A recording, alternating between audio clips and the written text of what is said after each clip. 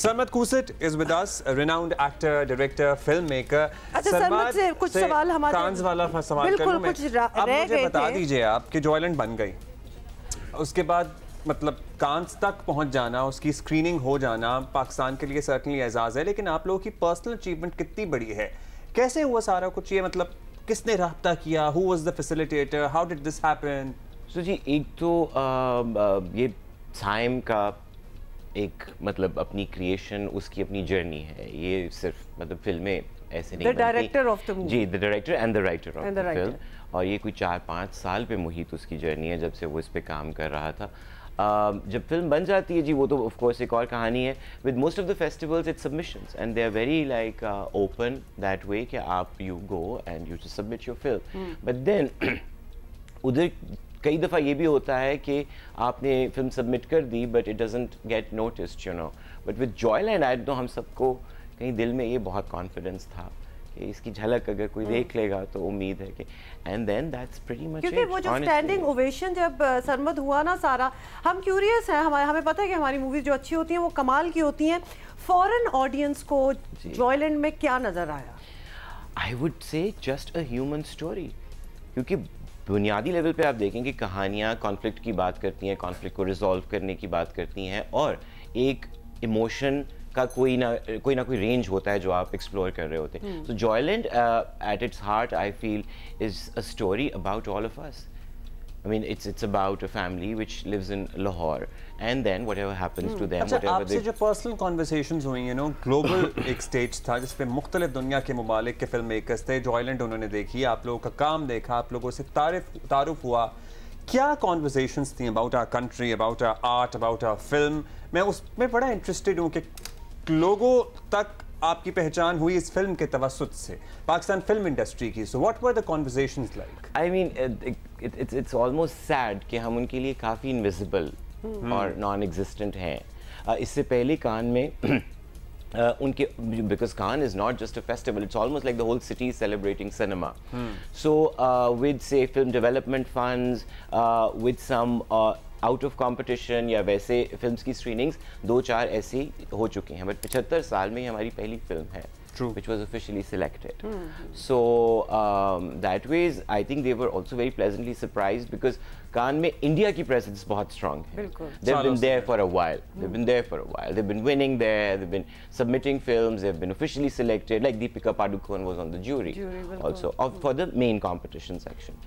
So I think उनको बड़ा वो एक surprised उनका वो था, but जो अच्छी चीज़ थी how they still felt that it had a distinct something which was not Indian per se, because हमेशा ये भी होता है कि जब आप सिमिलर शक्लें हैं, कुछ बोली ज़बान हमारी मिलती जुलती सी है, एक ही उसमें आ जाता है, बट वो ये कि वो जो एक लाहौरी पाकिस्तानी सेटिंग जो उनको थी, वो उसमें everybody thought that it had something really unique to offer.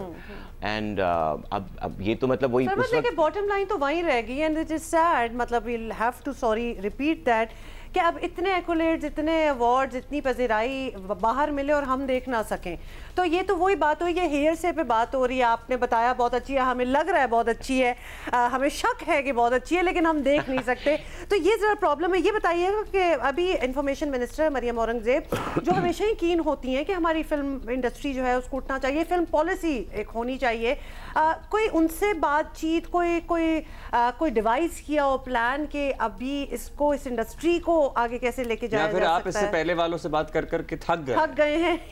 थकावट तो काफ़ी हो चुकी। जो आप पहले मुझसे पूछ रही थी कि किस तरह से इंसान उसी काम को बार बार करता रहता है, हिम्मत कैसे नहीं। सो मुझे लगता है कि ज़िंदगी तमाशा के केस में ख़ास तौर पे बीच में ये जो पूरी दुनिया के लिए एक अलमिया आया पेंडेमिक की शक्ल में, आई थिंक मैंने वो टाइम ग्रीव करने में भी गुजारा, तो इट डिडंट कम ईजी। लेकिन with Joyland to be honest, अच्छा बहुत से जो बड़े फेस्टिवल्स हैं, पर्टिकुलरली द 4-5 बिग वंस, उनकी पहली शर्त होती है कि it would be a world premiere. So technically हम फिल्म को कमर्शियली उससे पहले रिलीज नहीं कर सकते थे। सो फार आई थिंक वो भी एक पता नहीं मेरे नाम की एसोसिएशन कह लीजिए या ओवरऑल सिनेमा के साथ, सो जॉयलैंड अभी तक किसी किस्म के किसी ट्रबल में नहीं है। वी डू प्लान कि ये रिलीज होगी पाकिस्तान में, हम जरूर यहाँ पे रिलीज करेंगे। It's just that the release has not been planned yet.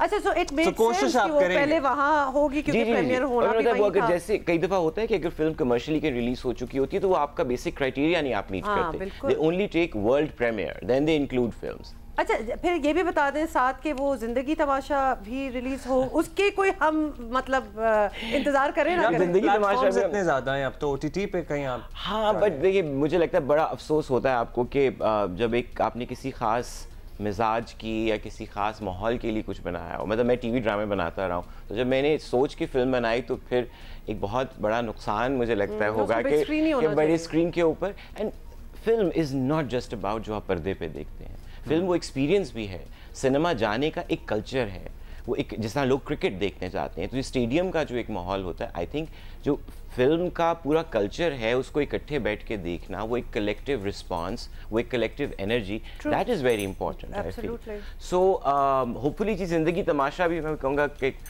कागज़ों की हद तक तो ना मैं पहले किसी तरह से बंधा हुआ था, I had sensor clearances, You still have them? I do. We took it to the Senate actually asked for it. We had a screening by the Standing Committee of Human Rights in the Senate for the film. And they were okay with it? They cleared it again. So clearance wise वो सब था, but फिर cinemas बंद थे। अभी हमने 18 मार्च की date दी थी the new distributors for the film, but वो तब कुछ कारोबारी माहौल ठीक नहीं था, so we are hoping जी। चलें, hopefully inshallah. हम इंतजार में हैं। For Kamli and congratulations Thank you, to you ji. and your team for Joyland.